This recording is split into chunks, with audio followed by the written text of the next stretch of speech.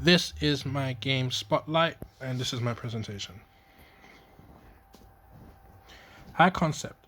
The story is that you're a contract character, sent to steal acquire items from important venues ranging from museums, banks, galas, and all this important stuff.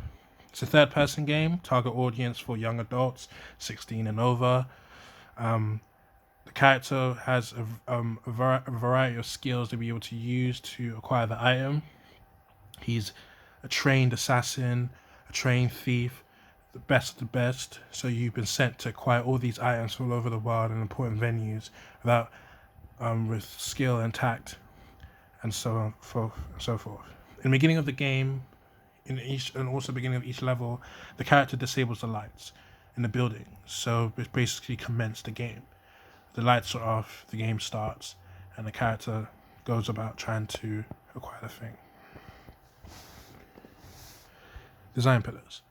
As I mentioned, that the character is a quiet thief, so stealth is a very important aspect of the game. There'll be a lot of elements in the game that will require stealth, and a lot of indications where stealth will be needed and used as well. So it's a very important filler.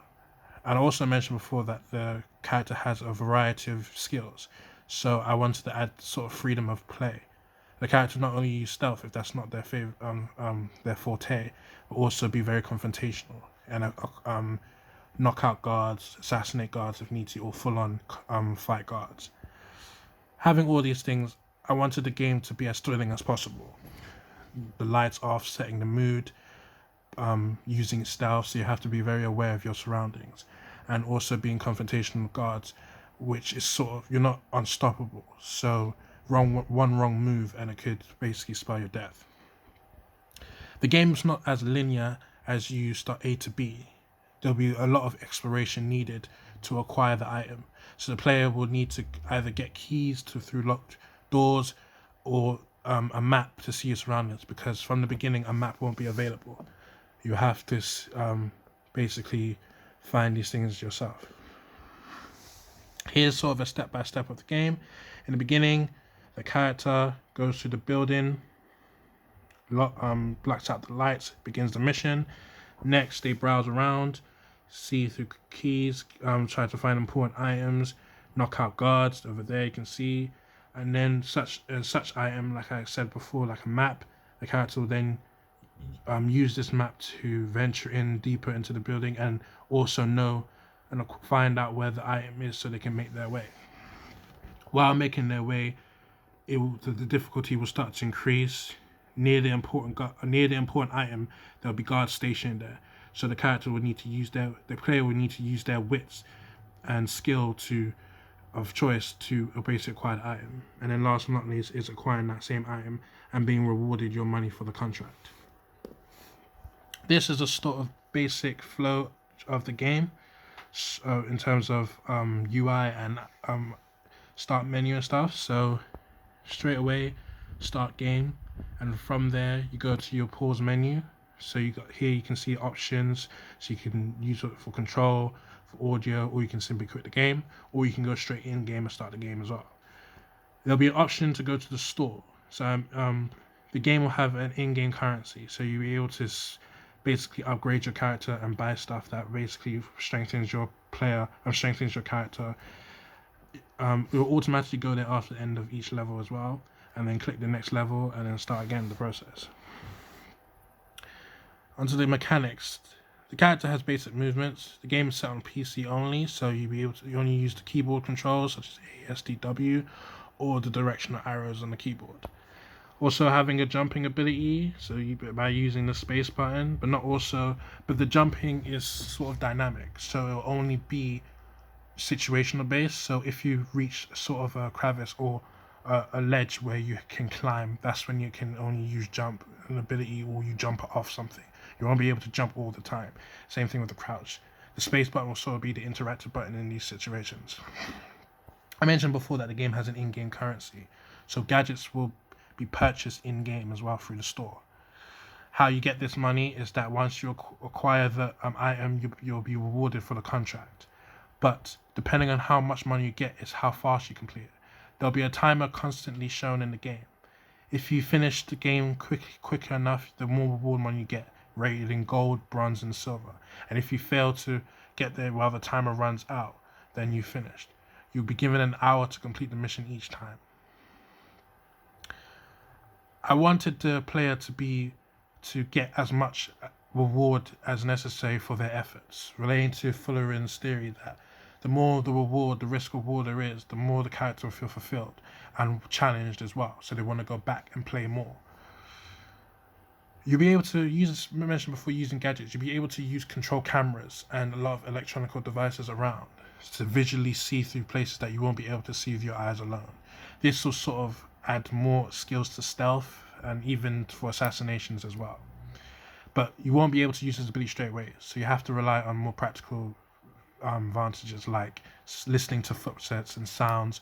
Even after you get that gadget, you can still use these basic things for more challenging for yourself as well. I mentioned that there's more of choice in free of play, so if you don't like stealth, you can be more confrontational, and there are gadgets that allow that, such as guns, batons, and daggers as well. The levels and treasures will be procedurally generated, so each time you press new game, it will be a different level and a different item. It will be set within the game, and it will just scroll through each level and items. Sometimes it'll be the same level, but because it's procedurally generated, enemies will be in different places, and the item will always be different as well. I wanted that sort of unique, that sort of unpredictability in the game. And there'll be an alert meter as well. So I mentioned before that you can be confrontational, but using such weapons can either attract noise or attract guards or even be spotted. So there's an alert meter on how much basically attention you've drawn to yourself. If it reaches 100, that means that it's full lockdown and the guards are actually chasing after you, looking for you. So be wary of that. Inspirations for my game ranges from games such as Persona 5, which is basically its main concept game is that they're thieves. In Persona 5, they're called palaces, where you steal very important treasures. Here, I implemented a lot of ideas from Persona 5, such as finding maps to acquire the item, or even the alert meter that when it reaches to 100 is on full lockdown. Games ranging from game series such as the Hitman series and also the Watch Dogs series. Hitman series that is procedurally generated contract kills. So you get a random kill, and depending on how you want to play, you can either be completely stealth or kill them outright. And games such as the Watch Dogs series, where using and utilizing gadgets and tech to proceed further as well. Here basically is how an outline of each level will sort of look like. Because I had mentioned before that they're based in important places such as galas and venues and stuff like that, it'll be very reminiscent of places such as this as well. Also, not just being able to get the main item as well. You'll be sort of having silo missions where certain items will be available to get, but you have to find the keys and look around to unlock them as well. But doing this will also mean the risk of running out time. So you may not get as much money for the reward of the main item if you decide to do these side missions, but you also get money for acquiring these mini items as well. Here's a basic sort of sketch of each some levels. So you got rooms here, guards walking on past there, that's you as well. You got secret rooms you can enter through to inside there, and level either going ascending or descending depending on the level as well. Here you can see a white room that I created, and also how a perspective of using the camera view will look like. So it's sort of like a second person view if you hack into the cameras. So you can see that the enemy was patrolling there, but then by using the camera you can see that when the enemy comes or not, and you can use that to see where the enemy is and stuff. But imagine that basically looking like this, and that's basically the game. I wanted that the environment to also be a game mechanic, the environment to be your ally.